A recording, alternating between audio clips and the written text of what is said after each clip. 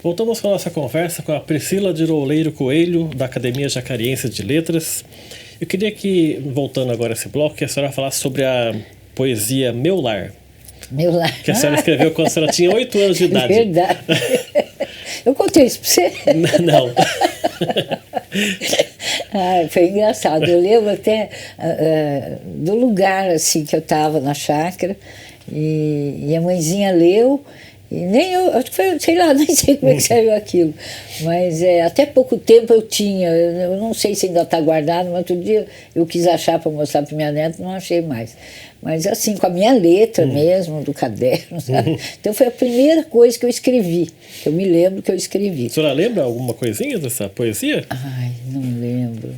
Eu lembro, eu sou assim, eu sou muito apaixonado pela minha família. Então, eu sou assim, meio. Se eu bobear, eu fico fazendo tudo. Mas eu sempre gostei muito. Então, eu lembro que eu falava do quanto que a gente era feliz de estar sempre junto, porque era uma família grande, o vovô, a vovó sempre junto, mais a mãezinha e nós 6, né? Então, nós éramos 9 pessoas, né? E o vovô tocava violão, cantava, a mãezinha tocava piano. Então eu lembro, assim, me é muito gostoso aquilo lá. Eu lembro que eu falei disso, eu não lembro, mas era enaltecendo esses momentos que a gente tinha. E tinha uma coisa muito que eu guardo muito comigo, era quando tinha assim festa, principalmente Dia das Mães, o vovô ajudava a gente escondido da vovó arrancava tudo pétalas de rosa, fazia cadeira para ela sentar, ela ia andando, a gente ia, sabe? E a gente falava, cantava, fazia apresentação. Eu achava assim isso super legal, sabe? Então, alguma coisa nesse sentido que eu coloquei. Que essa veia comunicativa, né, já veio também com a senhora, junto com a parte da escrita também, literatura, né? Eu sempre gostei muito de escrever. Não percebia muito isso, mas logo assim que eu lembro que eu estava no ginásio, eu tive um professor, o professor Camargo, que foi professor aqui no Sene, e ele gostava de tudo que eu escrevia, ele gostava. Então ele me chamava, ele dizia: você tem facilidade para escrever coisas do cotidiano, do dia a dia, porque eu gosto muito de escrever crônica. E aí eu acho que eu fui pegando gosto, né? Aí que eu fui descobrindo que eu gostava de fazer aquilo e que aquilo, sei lá, dava certo, né? Então foi por aí. E a leitura também entrou por esse caminho aí? Entrou. Nós sempre lemos muito. A mãezinha, cada vez que na época, a gente era pequena, eu estudei no Colégio Estela Maris, depois no Caetano de Campos. E cada vez que saía o boletim, eu lembro, a gente ia assim, parava na livraria e cada um ganhava um livro. Começou com aqueles de desenhinho, vassourinha, e foi indo, depois ela dava contos de Grimm, contos russos, e a gente gostava. No começo o vovô que lia, depois a Dora mais velha lia para nós, depois cada uma lendo. Então nós todos somos muito leitores, porque aprendemos. Eu falo muito isso para meus alunos. Eu digo, gente, a leitura não é genética. Ela não vem. É um comportamento, é uma coisa que você pode adquirir a qualquer momento. Mas, sem dúvida, se você tem um estímulo desde criança, você descobre esse mundo, né? Que eu acho tem o exemplo dos pais, né? Da criança vai por aí também. Isso, o exemplo, a valorização, né? Dar valor para livro. Então, isso sempre rodou em casa, muita leitura. E meu irmão gosta muito, meu Estélio é muito culto, e todos em casa são bem ligados à leitura. E a senhora tem algum livro predileto, ou um autor predileto? Olha, eu gosto muito de ler poesia, vários estilos, mas eu sempre gostei muito de filosofia. Desde mocinha, enquanto lia o romance, eu já lia filosofia. Eu sou assim... Gosto dos filósofos, é o que mais eu leio. Desde menina eu já me interessava. Então, para mim, Platão, Sócrates, eu sou apaixonada por tudo que vem da filosofia. E acabei fazendo um mestrado em filosofia. A minha tese foi sobre a intuição, muito legal, interessante.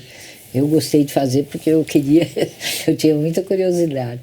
Então, meus autores preferidos são filósofos, gosto muito, tanto atuais como... E alguns livros que são de autoajuda, embora eu não seja contra, alguns não me agradam muito, sabe? Eu não gosto de nada assim, e não gosto de seguir uma linha só. Eu acho que é dentro da multiplicidade que a gente constrói a unidade. Então, se você fica só lendo uma coisa, só lendo um autor, daqui a pouco você já não está pensando mais, você se condiciona. Então, eu sou muito eclética, tanto na minha formação acadêmica, que eu acabei fazendo um monte de curso, e como na leitura. Eu gosto muito, muito de tudo um pouco. Vamos falar um pouquinho sobre sala de aula. Porque a senhora começou a dar aula numa época que não existia internet, os alunos não tinham celular, e respeitavam o professor. Respeitavam o professor. E hoje a gente vê essa transformação tecnológica, né? Inteligência artificial agora está aí. O que a senhora pode falar dessas duas diferenças entre o comportamento do aluno daquela época para agora, em relação a todo esse arcabouço que a gente tem hoje? Bom, primeiro a gente tem que entender o seguinte: cada contexto é um contexto. Não dá para você comparar como era com hoje, porque naquela época o mundo era de um jeito, como você diz, não existia internet, era mimeógrafo, não somos alcoólatras por uma bênção de vida, por uma bênção de vida. Cheiro de álcool. Então, tudo era diferente. Então, os valores, começa que os valores eram diferentes. Então, se você falasse assim, em ter um canudo, não era nem um diploma, era um canudo, era uma coisa assim que se reverenciava na sociedade. Né? E era um contexto diferente. Era importante você adquirir conhecimento, era importante você se transformar através da educação. Hoje o mundo é completamente diferente, não se pode comparar, sabe? Então eu penso assim, não dá para você comparar. Você vai comparar, é ridículo, porque são coisas completamente diferentes. É mais fácil, é mais difícil? Não, acho que toda moeda tem dois lados. Nós temos hoje muitas vantagens, longe de mim ser contra a modernidade, eu adoro a modernidade, mas eu acho que toda moeda tem dois lados. Hoje não se sabe, como sempre, o ser humano, ele não é muito fácil de achar a meia medida em tudo que ele faz. Né? Então o ser humano não encontrou ainda um bom termo no uso de tanta tecnologia. Acho que a mudança foi tão rápida, tão brusca, tão profunda, que não deu tempo ainda da gente se localizar, sabe? Então há muitos excessos e isso fica dando a impressão que o mundo de hoje é ruim. E eu não acho que o mundo de hoje é ruim. Eu acho que, como toda fase, toda época, tem os seus excessos. Né? Se você for lá atrás, você vai achar também excessos. Nossa, quanta gente massacrava o aluno, martirizava o aluno, né? Joelho no milho, palmatória, sei lá quantas. Então, eu acho que não dá para comparar. Agora, eu tenho cá comigo uma coisa: nós precisamos achar um meio termo. Porque senão nós vamos ter muito mais problemas do que desejaríamos ter. Né? Porque se a gente pensar hoje em dia, não tem nem como o próprio aluno se adaptar a alguma coisa de tecnologia, porque toda hora está avançando. Mudando, Então, se ele se acostumou com uma coisa agora, no mês seguinte tem outra coisa para ele se acostumar.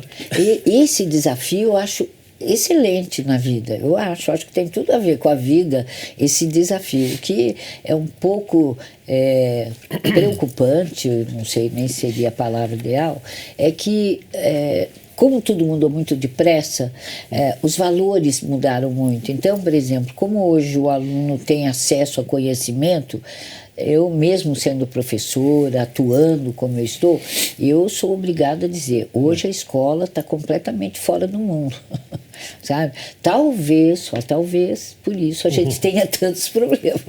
Nós precisamos adequar. O que é necessário, o que um aluno hoje precisa, o que ele deseja e o que é bom para ele e o que nós estamos oferecendo.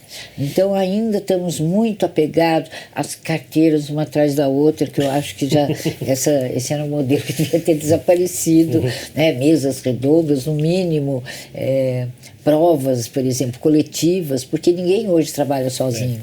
Mesmo que você tenha um trabalho, você está sempre dependendo de uma equipe. Então, seria legal a gente fazer desafios. Uma vez, eu lecionei 6 anos em Taubaté, na Anhanguera de lá.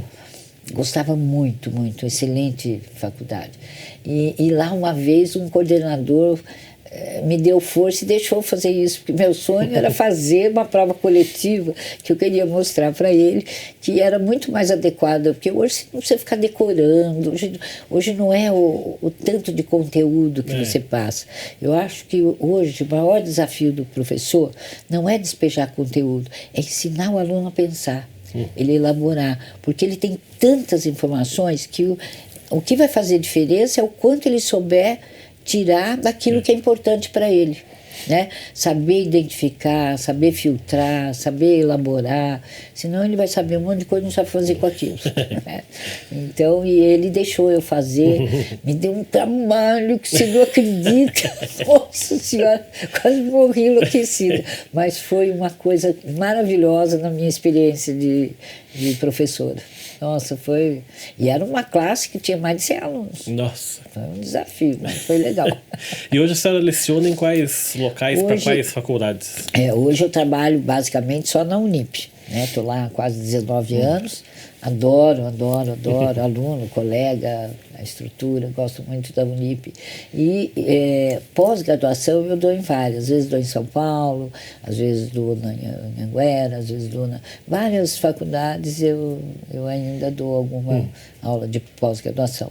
Em várias faculdades. Várias faculdades, porque a pós-graduação ela não tem vínculo, né? Ela precisa, ela chama, lá em São Paulo, chama em vários lugares e aí você vai dando. A gente falou de tecnologia.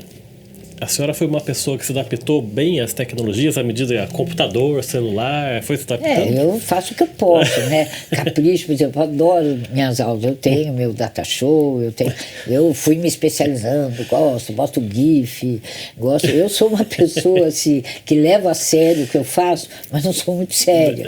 Não gosto de... Então eu gosto de montar aula, que jogam uma piadinha, jogam um GIF. Então eu até que me viro bem para montar as aulas, sabe? No celular, as coisas. Não sou expert, mas sou curiosa e dentro das minhas funções eu tento me virar o mais que eu posso.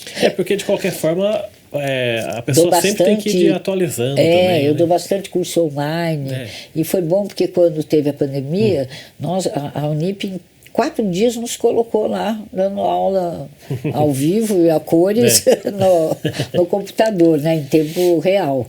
Nós não demos gravado, era tempo real. Nossa Senhora, eu lembro que o primeiro mês pensei que eu ia infartar. Nossa, o medo que dava. Aí me ensinaram a dividir sala. A primeira vez que eu fui dividir, eu lembro que eu sempre pedi ajuda dos alunos. E eu falei, olha gente, eu vou separar vocês, não sei se nós vamos voltar. Se alguma coisa acontecer, todo mundo volta do começo e entra de novo.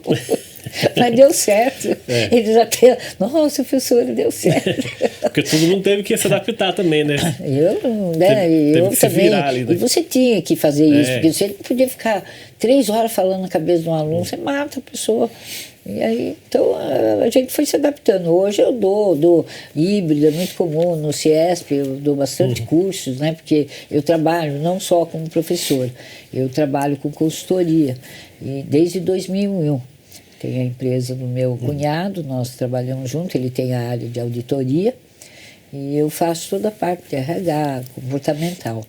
E vira e mexe, eu dou híbrido, tem uma turma aqui, outra turma lá, né? Alô, Lei, falem comigo.